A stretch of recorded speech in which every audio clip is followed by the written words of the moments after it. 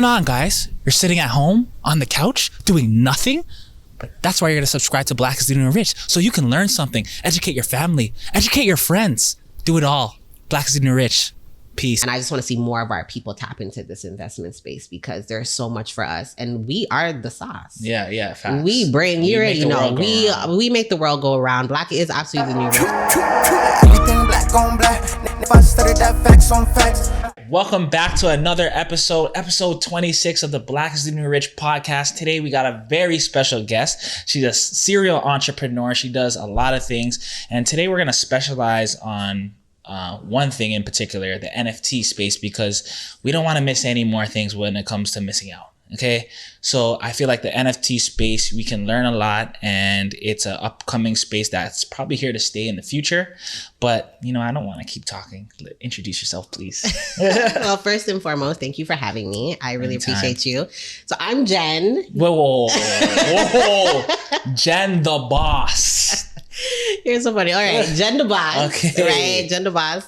And I'm many things. I really wear many hats. First and foremost, I'm a God-fearing woman. Mm-hmm. I'm one of God's faves, is what it is. Right? Absolutely. I'm a mother of two. I have a daughter and I have a son. Oh, dope. Yeah, I'm a mentor to hundreds of digital entrepreneurs around the world. Mm-hmm. I'm an author. I have a grocery store. Yeah, and I'm evolving. Like, I'm gonna add to the hat for sure. Wow, Yeah. that's you own a grocery store. You're a mentor. You're a mother of two. You're in the NFT space. I am. Am I missing anything? Did I miss anything? For now, that's good. Yeah, but we're evolving. You guys will see a lot more to come. Okay. Yeah. Let's take it back. Let's take it all the way back. Where did this entrepreneurship journey start? Oh, wow. Okay, so my father has always been an entrepreneur. Oh, okay, cool. Right? So I just remember as a young girl, always like going into his upholstery shop and watching him and him not having a boss and him deciding when we're going into the shop and when we're leaving. Mm-hmm. And at a young age, I didn't understand the concept, but I did understand that, okay, you play a very big role here, right? So I think from childhood, it's been embedded in me by default. Just by example. Exactly, right? And you just never know. Like, it's just, yeah. So that's kind of where it started for me. And then, yeah, as I got older, the pandemic happened. Yes. Right? And when the pandemic happened, I was, working in the criminal justice field. Okay. As a social worker. And I realized that my hands were tied. And I was like, okay, I see where the world is going. And I want to help a whole lot of people. But right now my hands are being tied. So I got to figure out what I'm going to do. And that's when I decided that I was going to take a risk on myself. So you decided in the pandemic. Yeah. Oh, wow. And one morning I woke up and I said, you know what? I'm going to take a risk on myself. And faith and fear cannot operate in the same space. Yeah, exactly. So I had to pick a F. Yeah. And I literally pulled up my computer and I sent a resignation letter and I retired. Wow. At the age of 30. Wow. Yeah. And then he said, forget that. And never turn back. Never turn back. So did you go to school for your... Yeah. So interesting enough, I am a high school dropout. Okay, cool. I still do not have a GED. Okay. Well, kids stay in school. Yeah. Okay. But I say all of that to say, I grew up in the hood. And a lot of people say you're a product of your environment. I want to say you're a product of your mindset. And my mindset, so my mindset at the time was, just make money quick and, fast life. That was my lifestyle, right? And I stayed in that space. So when I got my first job, I was like, I'm making money. I don't need to be in school. And I decided to drop out. So I was making money, working my little job, right? And I decided to drop out. I had a mentor and she was just like, not on my watch, right? And she called me one day and she said, hey, I want to take you out to eat. And I was like, all right, cool. And who's turning down food, Went out to eat, end up at Ryerson University. I'm like, why are we here? I don't want to be here right now. Yeah. And she's like, I want you to meet somebody. And it was the dean of the school. And we had a conversation. And he was like, if you're serious, you'll be back here on Monday. There's a program I want you to be a part of. Wow. And I just fell back into the school realm. Insane. So that was by connections. By connections. Wow. So then you just went straight to university? Straight to university. And then right after that, went to college and then got my first placement. And then from there, I just took it by storm. Okay. So my journey really is about connections. Wow. So how did you get into the grocery space? Yeah, so that happened during the pandemic, again, being in the hood and, seeing other races take control of our markets. Certain races. I'm just being safe here, right? Taking full control over our markets. And we are the biggest consumers, 100%. Right? It was a decision like, are we going to be the consumer or are we going to be the one to be on the other end? Right? And when we talk about African and Caribbean grocery store, if it's not an African or Caribbean descendant running that grocery store, there's a problem there for me. Exactly. So I was like, something has to change. That narrative has to change. And that's when we decided that we were going to, go in and actually go for it. What are even the first steps to owning a grocery store? Like, how do you get into that space? Yeah, so you really want to find an ideal location with good foot traffic, of course. Yes. Right? And then from there, you're going to go in and you're going to have those conversations to get your licensing. And I'm big on mentorship. Okay. Finding the right mentor that's doing something that you want to do. Okay. And actually sitting and having them walk you through the steps. So mentorship was big for us. Okay. Right? And then from there, getting your licensing and then getting your vendors. And then from there, you just figure it out as you go, really. Right? But there's so much resources out there, but you gotta go and look for it. Okay, so like Google and stuff like that. Exactly, right? And again, licensing is easy. If you go on Google, you get your right licensing and things like this. But in terms of vendors, is a lot of people, like, the chefs, they have vendors where they get their meat. Oh, really? Right? And we never think, we eat the stuff, but we don't think where the food's coming from. And that's why I say, like, it's all about asking the right questions. Those who ask not have not. Yeah, facts. Yeah, real talk, right? So it was really about, asking the right questions and really diving into the space, doing the appropriate research. Okay. And taking a risk, because it's not the, easiest thing to just say, hey, we're opening a grocery store. Yeah. It's a risk, right? So like when it comes to like your grocery store versus like the Walmarts who have probably a lot more buying power so they can afford to put things cheaper, right? How do you even compete in that market? It's a everyday struggle, I would say, you know what I mean? Because you are going into competition with the bigger brands. Yeah. But when you have a unique brand, it doesn't even matter. You build your community, you build your base. True. Where people are coming for a $20 box of chicken. Yeah. Right? We've built that. Yeah. So now people rather come to us than anywhere else. And cater to the people. Exactly. Right? So once you build your community, you build your base, then it doesn't matter who has the bigger brand because people are coming for you. They're not coming for and they're coming for your product too. Exactly, right? So it's really about making sure the brand is out there, making sure people know who we are and, the quality of food that we provide. So at that point, it's like we could go to Walmart or we're going to go and we're going to get an experience when we come to African Queen. Okay, true. What are some other challenges in that space? I think, being in that space, again, always being in competition with bigger brands, obviously. And then the world, inflation is happening. Oh, yeah. True. Right. And people don't factor in the cost behind the scenes. So it's are you getting people to come like, oh, why is it so expensive? Of course. All the time. It's African and Caribbean. Absolutely. Right. But people don't understand what happens in the back end. Yeah. Right. And a lot of times you're not even making as much profit as you want because you want to make sure it's affordable for families. So you're taking the hit. Of course. Right. So it's one of those things where people don't see the back end of the cost of things because the cost on the back end is rising. Just like everything else. Right. So if you can give me a ballpark number, if I wanted to start my grocery store tomorrow, Blacks and Rich gang. Period. Just give me a ballpark number of a startup price that I would have to be looking at. And you're talking about location, getting the food in there, everything in there. I'm giving you about, a smooth 40 to 50K. Okay. Yeah. And that will get me going. Get you going, stock up your shelves, get everything, on the back end, making sure you're secure legally, all that stuff. Okay, dope. And you said you're in the mentorship space. Yes. How does that work for you? So coming from the social work background, you mentor by default. Yeah, true. Right? And my life has changed drastically as a result of mentors in my space, right? So now I'm in a space where I can help digital entrepreneurs around the world just navigate the digital space. Yeah. Navigate entrepreneurship, navigate business ownership, navigate this NFT world, right? And I enjoy it because I do believe that I have a purpose, right? Yes. And my purpose here on earth is really to just help. Okay. And sometimes you just need that guidance. We live in a world where there's so much going on that sometimes you just need the blueprint. Right. So I serve every day as here's the blueprint. That's what we're going to do. I'm going to hold you accountable. Yeah. I'm going to hold your hand through the process and let's accomplish these goals together. Okay, dope. What's going on, guys? You're sitting at home on the couch doing nothing? But that's why you're going to subscribe to Black is the New Rich so you can learn something, educate your family, educate your friends. Do it all. Black is the New Rich. So with your mentorship programs, are you working like for a company, a system that is just independent, or how does that work? So I actually partner with a company, and I do have my own mentorship firm. Okay. Yeah. So I do have Lineage Mentorship. That's like my personal mentorship firm. Yeah. And those are just for anyone who needs mentorship, coaching. And then the company that I partner with is in the crypto space. And that's where NFTs and stuff come into. Okay. Makes sense. And before we get into the NFT space, I want to ask, okay, you said you're 32 and you're... You just put my age on. Oh, yeah. Sorry. It's okay. But you said you're full-time mom with 2 kids. Like, how do you manage? How do you balance all this? And a serial entrepreneur. Like, how does that work? You know, the funny thing is I don't balance. I manage.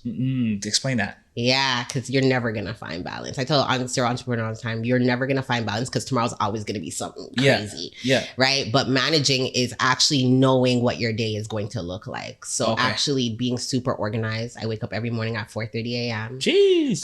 You got to wake up before the sun, right? It's a whole different energy when you're up at that time, and really structuring my day as much as I can. Of course, things are going to happen. I'm a mom. Okay. I'm a business owner, right? But managing and being very intentional about my non-negotiables. Okay. So boundaries like crazy. Accountability for myself. If I say I'm gonna do something, I gotta get it done. If it's a non-negotiable, like there's not much that I can negotiate with you. It's a non-negotiable. If this is what's on the schedule for the day, this is on the schedule for the day. And it's just finding you have to manage it. You can't find balance. It's impossible in my realm. Do you still get like sometimes like mother's guilt sometimes, like with this spending time and stuff like that? Of course. And with my job, I travel a lot. You know, I'm constantly on my phone because I mentor people digitally. Yeah. Right. And my kids will be like, Mom, you're always in your phone. I'm like, I'm working. I'm making us money. Right. So again, when it's family time, it's a non-negotiable. Okay, true. Like phones off. My students know, my mentees know, like, this is family time. You're not going to get me if you reach out to me. Right. And it's just setting those boundaries, healthy boundaries. Okay, dope. Yeah. And do you do like explaining? I'm not sure how old your kids are, but do you explain like what's going on? Mom's doing this and it's funny. They call me gender boss. So yes. Right. Yeah. So they understand, and I try to keep them involved. Like with the NFT stuff, my daughter's heavily involved in it with me. Amazing. My son, he watches from a distance, right? But I explain to them as much as I can what I'm doing to the level that they understand, and make them a part of it. Like I feel like as a mompreneur or even a serial entrepreneur, if you have kids, you want to put yourself in position where you involve your children. True. You know what I mean? Involve them in the process. They're supposed to take over the empire. Absolutely. Make them a part of it, and it makes it so much more fun overall. And you don't even know how amazingly creative these little babies are. Half of the time they're giving me ideas for my business. So. Okay, dope. So let's get into it. Let's get into the NFT space, because honestly, I feel like it's a space, the whole blockchain, cryptocurrency, NFT is something I don't want to miss out, and a lot of people should be informed to know what's coming. First off, what is an NFT? So non-fungible token. But everyone's like, what does that even mean? What does that mean? Right? So it really is just a digital piece of art that is unique to you by way of a code. That's it. That's all. The easiest way to put it in our terms is, remember the Pokemon cards? Right? When we would buy the Pokemon cards, and someone who had the exclusive one, it was like, I'm going to trade you this, I'm going to trade you that, I'm going to trade you this for that.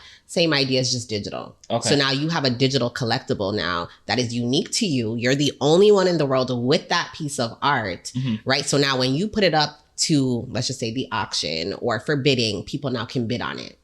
Right? And you set your terms, you set your price. It is your collectible at the end of the day. You know, traditionally artists would, create a piece of art, put it in an exhibit or a museum, right? And then people will go ahead and buy it or bid for it. Now you can put it on an online platform, and the world has access to that, which I think is dope for artists overall. Because I feel like for a long time, the last at least 20 years, like artists have been getting ripped off because of all the black market stuff. You can just print work just like that. So this is a way we can get our power back. Absolutely. In a way, right? Get your power back, get the authenticity back, right? And just get your name out there, your art out there. Because let's be real, when we go to museums, exhibits, we see the more popular artists on the wall. True, exactly. But there are so many talented artists around the world. Even children, right? And they're not being seen. So now when it's on a public platform, where the world can see it, now they're getting the recognition that I truly believe they deserve. Okay, dope. So other than art, right, what are some other use cases for this NFT? Yeah, so now with it, which makes it super dope, is now not only is it art, but you can store things on there.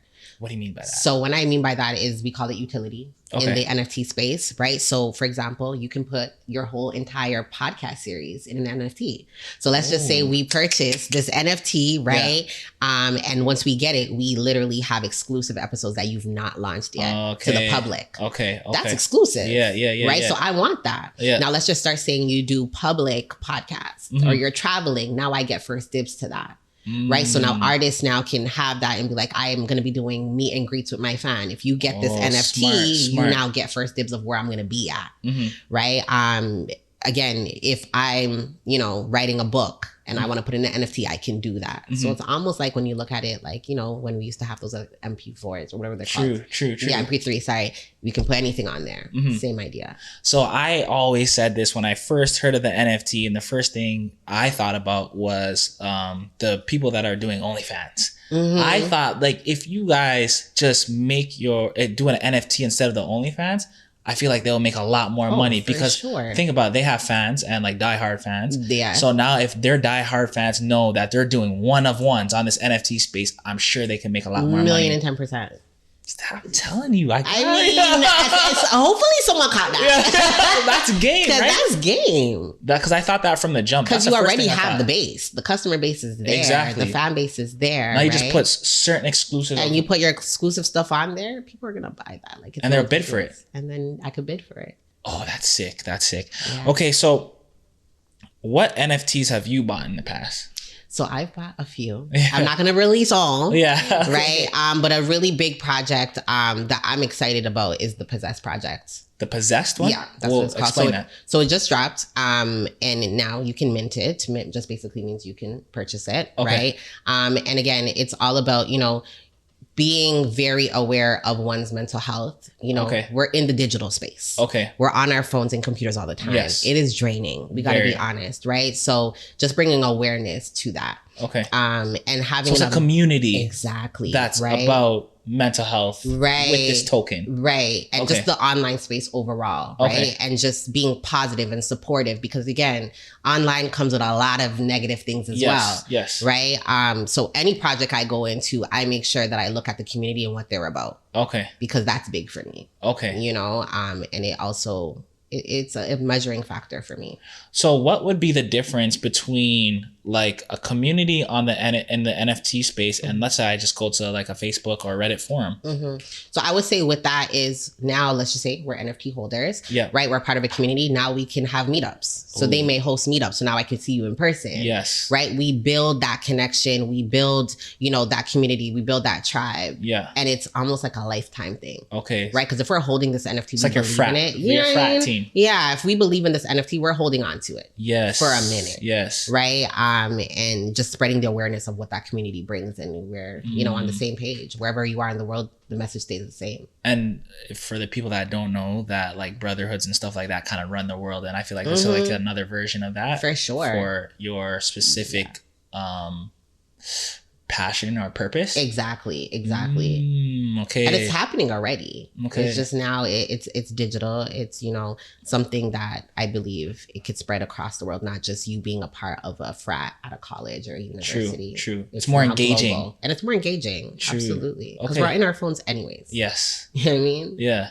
Okay, dope. So what are some things that we got to look out for? Because obviously right now the cryptocurrency space and the NFT space is taking a little bit of a hit. Taking a little bit of a hit. It is. What is that? What's going on and what do we have to look out for? Especially we don't want to buy shitty NFTs. Yeah.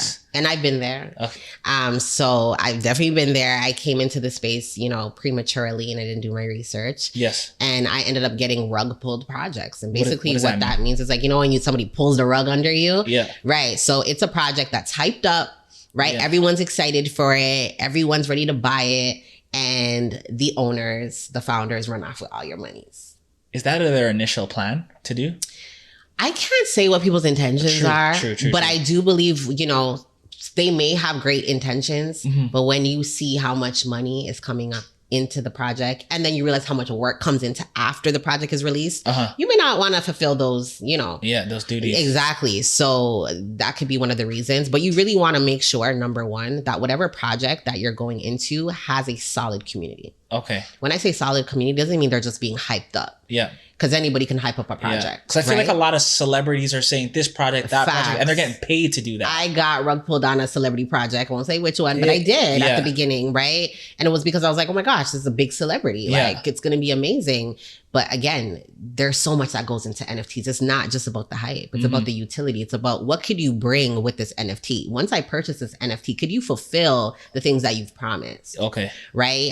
So you want to make sure it's a solid community. Best way, Twitter. Okay. You're not going to get that on Instagram. Okay. Twitter is your spot. Discord, again, is another spot. You want to make sure there's a lot of followers. You want to make sure engagement is healthy amongst the community, right? And you want to do your due diligence and see the utility. What is behind this project? Okay. If you're getting a project that's saying, hey, if you get this NFT, we're going to give you a free pair of kicks. It may not be a project that you want to invest in because I don't see longevity there. Yeah, that sounds a little You get fishy. what I'm saying? Yeah. But if there's a project that's attached to a charity, if there is a project that's attached to somebody's personal brand, for example, the podcast, there's longevity there. There's purpose there. Right? So I'm big on now being more so purposeful with the investments that I make, not just for the hype. Because I've been there, done that, and it doesn't work. It's not, it's temporary. Okay. Do you do any research on like the founders and stuff like that? Absolutely. You want to make sure that the team that is behind the project, they are transparent. Okay. You want to be able to identify them by face. Because at the beginning, a lot of founders, they would hide behind like an emoji or like, a logo. You don't know who they are. Yeah. But if you could see them by face, you could do their research, see what other projects they may have done in the past, see their track record, see what, different communities or boards they sit on, other charities they may sit on. It may give you some solace and some peace. So do your research before you tap into any project. Okay. And what's going on in the cryptocurrency NFT space? Because right now I seen Bitcoin at like what, 20K or something like that? It's tanking. Yeah, it's tanking. Yeah. Why? And like what's going on? The powers that be, I will say. The crypto space is an interesting space, right? A lot of people are in panic, but a lot of people are excited. It's really how you look at it. Okay. Right? Because we remember when Bitcoin was for the low, and a lot of people just didn't purchase it. Yeah. It's getting low again. Yeah. There may be a time to purchase it, right? But ultimately, it's inevitable. It's digital. Yeah. And it's digital, whereas there's whales. Whales are people that are like really big investors in the space. Okay. That almost control the market, right? Based off of the transactions. Okay. So really and truly for me now, the way how I look at it is at first I was a little bit panicked because I'm like, wow, what's happening here? Yeah. But now I'm looking at it for a more positive side and say, just do your due diligence, do your research. Yeah. And understanding that you're dealing with humans. Exactly. That are controlling. Yeah, exactly. Right. Expect humans to be humans. But ultimately, this is the time to, tap in. Okay. This is the time for NFTs, especially like Ethereum is down right now. A lot of NFTs are on the Ethereum blockchain. Yeah. There's a lot of projects right now that are great to tap into, and it's for the low. Yeah. Hold it. Yeah. Be patient. I think we have such a microwave society where people want things quick and fast. Yeah. I'm a long-term investor. So if I'm holding on to something, I'm good. Yeah. I hold all my stocks for 5 to 10 years. Exactly. I'm good. I'm not in no rush, right? Because in 5, 10 years, you're laughing. Exactly. Essentially, right? So I tell people, if you're coming into the space, come in with the mentality to be a long-term investor. Okay. Don't try to come in for the quick kill. It's not worth it. Yeah. You know what I mean? Investing can be extremely fun, but it can be extremely risky at the same time. Extremely stressful. And extremely stressful. Like people are really out here hurting. Yeah. People were committing suicide. Oh, geez. Right? Because they lost a lot of their money. Mm-hmm. But if you're coming into it, the mentality that you're here to hold, you're here to, actually learn about the space, take the time to understand the space so you can participate in the space responsibly, you'll be fine. Okay, dope. Yeah.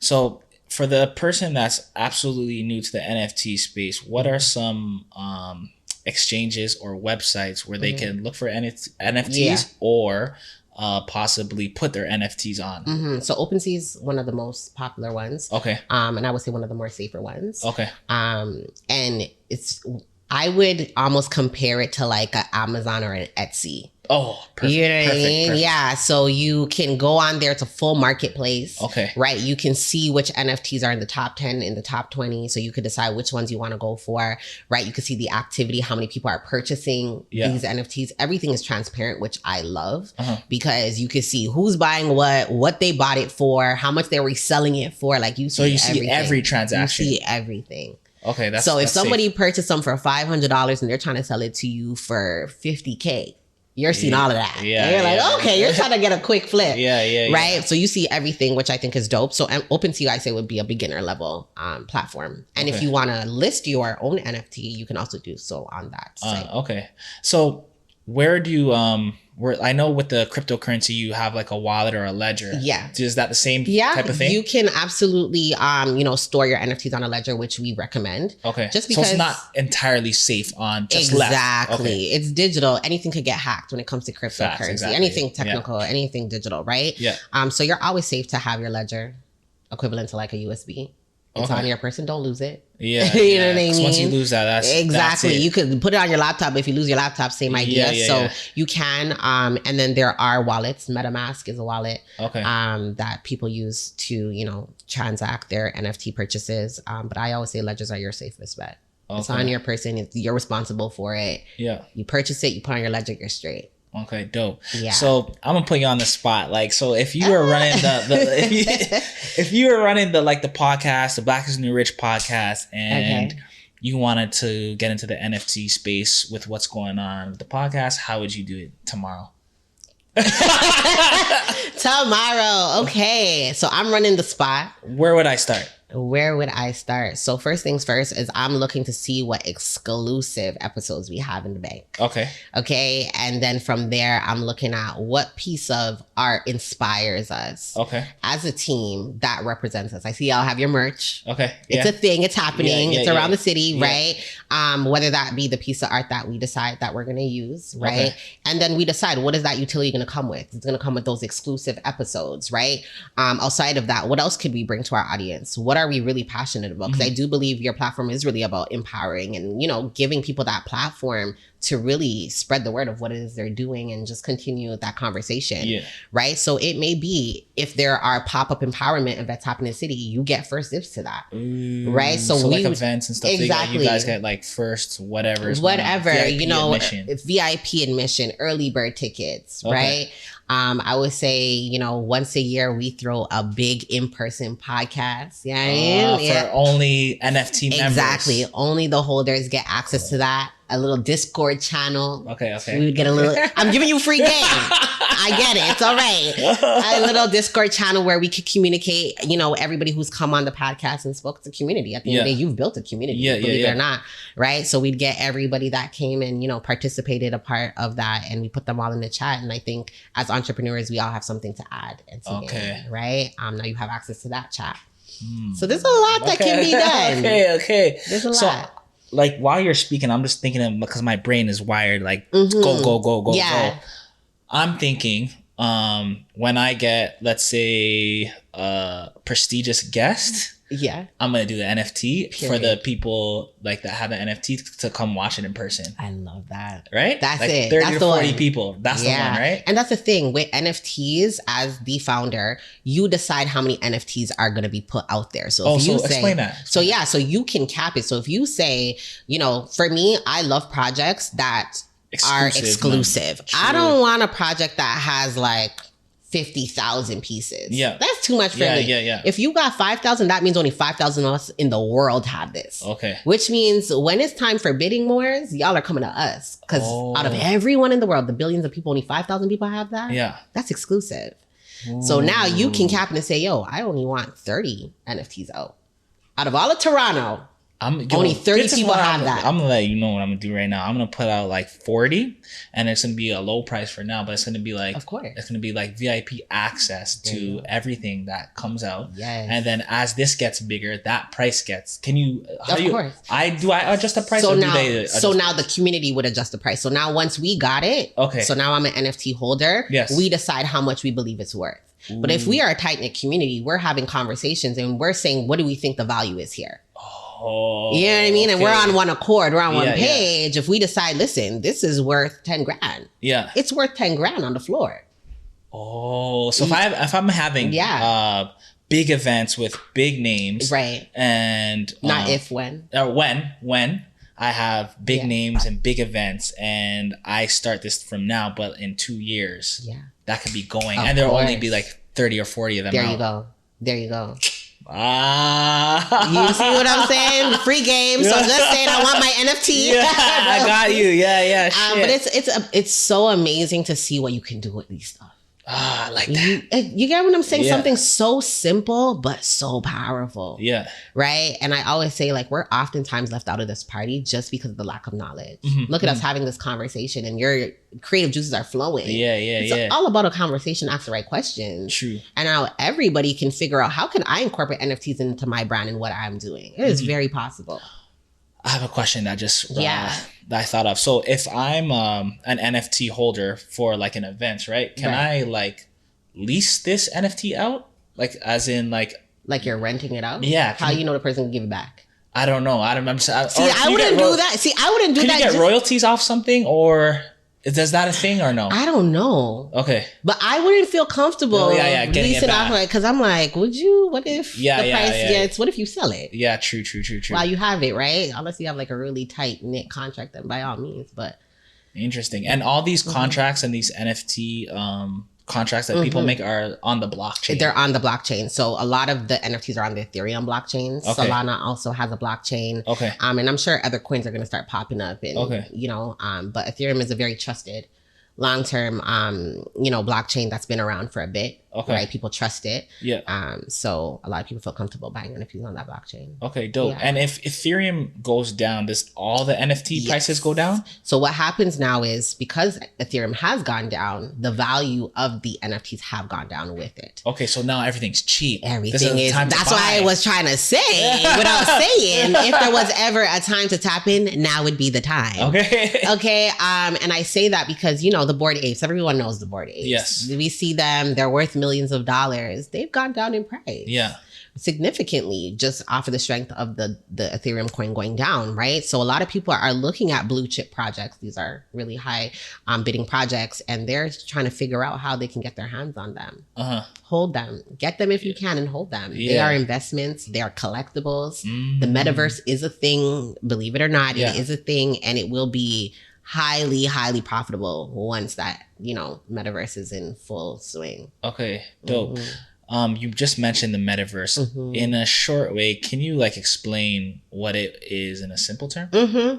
Remember the Sims game? Yeah. Yeah. That's the best way. It is a Sims game, a real life Sims game, where now you could actually have real transactions with cryptocurrency, right? And not so you're going to a concert, but in the simulation thing. Exactly. With a VR thing? With the VR. And the crazy thing about it is there is real estate in the metaverse. So there are a lot of people buying land in the metaverse. It's crazy. I know. And it sucks because it's happening with or without us, but it's happening. Yeah. You can buy land in the metaverse. There are a lot of big companies. Louis Vuitton just bought a whole lot of land, and who's they're the owner of this stuff? Meta there's different metaverses. Okay. I know Meta's, of course, going to want to have the biggest and the best. Yeah. So I do know that that's going to be a part of their whole network. But yeah, it's a real life Sims game. Okay, so I'm thinking I can see the positive to this, but I can see the negatives too. For sure. Now someone enters their metaverse as a totally different person. Now they're a guy. And now you're dealing with more mental health problems. It could get real crazy. Get scary. And that's why I say it's so important. As fun as this stuff can be and as much money can be made, you have to find a healthy balance in the digital space. Yeah. Because again, imagine someone not enjoying their environment that they're in right now in the real world. And they go to metaverse. In the metaverse, you can be a full-blown billionaire. Full-blown mansion, full-blown anything you want. You're in the most exclusive party with millionaires around the world. Yeah. Right? You're and top they're celebrities. You're a guy. And they're thinking you're a guy, since we're going with that narrative.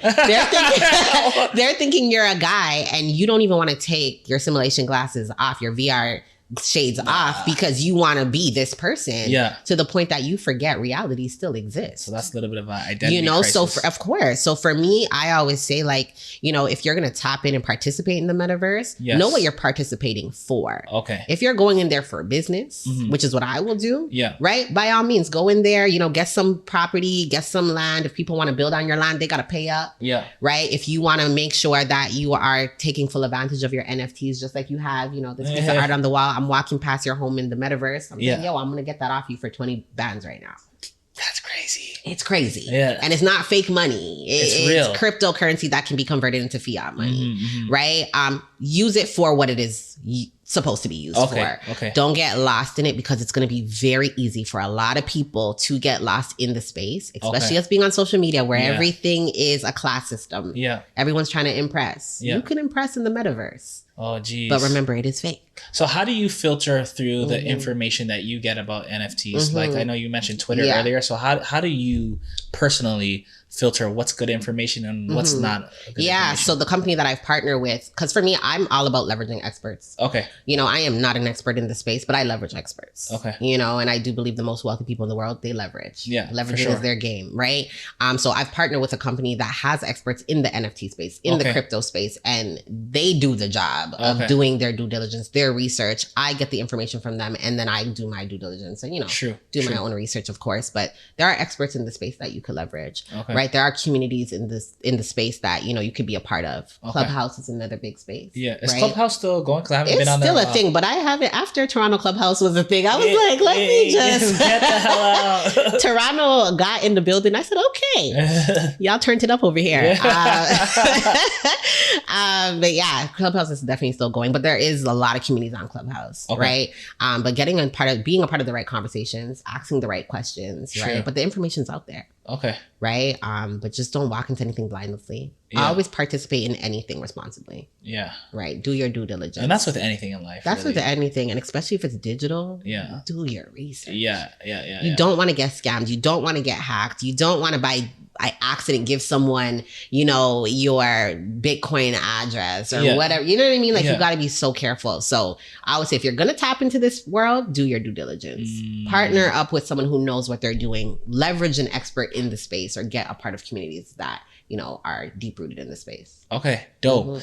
As far as yourself and your personal NFT career, I would say, are you thinking of opening up your own projects? Yeah, so my daughter actually, she wants to make her own NFT, which is amazing because the kids could tap in, right, and really turn it up. But she's a sickle cell. She does have sickle cell, and she said, Mom, like, there are so many patients with sickle cell, and I want to make an NFT collection for us. Wow. And I was like, what do you want it to be about? And she's like, I want to make sure I have pain management stuff in there, right? Ooh. Where the nearest hospital is. What to do when you're in a directory that's just a full-blown directory, having a community of other sickle cell patients in there, right? That can communicate back and forth. And just she has something there. And she's only 12. Yeah, wow. Y'all don't steal that. But again, you can do so much with it, but something so simple can be so powerful. Because there are sickle cell patients around the world, and they just don't have the community. Yeah, I know someone in high school that passed away. It's a big community, and it affects our people. And especially the youngins that are dealing with it, it's not easy. Painful. It's painful. And a lot of time they feel like they're the only ones. They feel like my daughter, when she was younger, she was like, I'm the only one with this, because there was no community there for her to be like, I have it too. Yeah. And then, she can't swim with the rest of her friends. Certain things she can't do. So she was on her own. So imagine now having this NFT where you have the resources. And then you have where everyone is. Exactly. Too, right? If you find someone in your city and their parents, you know what I mean? There's ways to make things happen for those pop-ups and just creating a community and, a tribe rather, that people can come together and know they're not alone in the space. Okay. So, I'm holding you to. So we're working on it. We're going to make it happen. And again, 12-year-olds, NFT owner, like it's a big deal. That is a big deal. It's a big deal. And there are like 10-year-olds that are making multi-millions with NFTs right now. So, I mean, if they could do it, what are we saying? Yeah, exactly. Facts. Is there anything in the NFT space that I missed or you want to talk about? I think right now, the main thing is Things are for the low. Yeah. Don't let that fly. Okay. But outside of that is really do your due diligence of, especially with you having this podcast, is looking at the different NFT communities. Yes. Seeing what resonates, right? Okay. Tapping in and just seeing what's going on. Yeah. You know what I mean? I think we are so early in the space that you guys are at the best time to tap in. Okay. This is when Bitcoin was $1. Yeah. Wow. You feel me? So we are in a good place. That's a big statement. Right. I hope that didn't fly, but we are at the best place at the best time. And I just want to see more of our people tap into this investment space because there's so much for us. And we are the sauce. Yeah. Yeah. Facts. We bring, you already know, we make the world go around. Black is absolutely the new rich, right? No pun intended, but for real, we are the influence. So imagine if we put our creative juices together. Okay. What we can do in the money and the wealth that can be, transferred amongst our people. And all digital. Yeah. You know what I mean? Okay, lit. So yeah. This is a question that I ask everybody on the podcast. Actually, 2 questions. Okay. What is the best advice that you've gotten? And what is the worst advice that you've gotten? And you don't got to say any names. Wow. That's a good question. Okay, so best advice. I've gotten some good advice over the years. Okay. Ooh. I think I said it at the beginning, but this one always sticks with me is faith and fear can't operate in the same space. I like that one. That's you big, know what I mean? You gotta choose one. You gotta choose one. You wake up every day and you decide, are you choosing fear or faith? Yeah, that's it. And if you really take that in, your world could change drastically. Like drastically. If you say every day as your morning affirmation, am I choosing faith or fear today? Wow. And faith may mean you're doing something that looks completely crazy. Yeah. But you're choosing faith. Yeah, that is what it is. So that was the best advice I could have gotten from one of my mentors. And after that, everything moving forward, I go with faith. As crazy as it seems. I do it with faith. And the worst advice? Yeah, the worst advice. Wow. There's a lot in our culture, I think, to be honest. There's quite a bit. Yeah. There's a lot. The worst advice I may have gotten was don't be a copycat. Explain that. Explain that. That's gonna fly over some heads. So don't be a copycat, because coming into this space, I've learned to be the best copycat. Be authentic, but copy the right cat. Explain that further. Okay, so let me elaborate. If you've already created the wheel.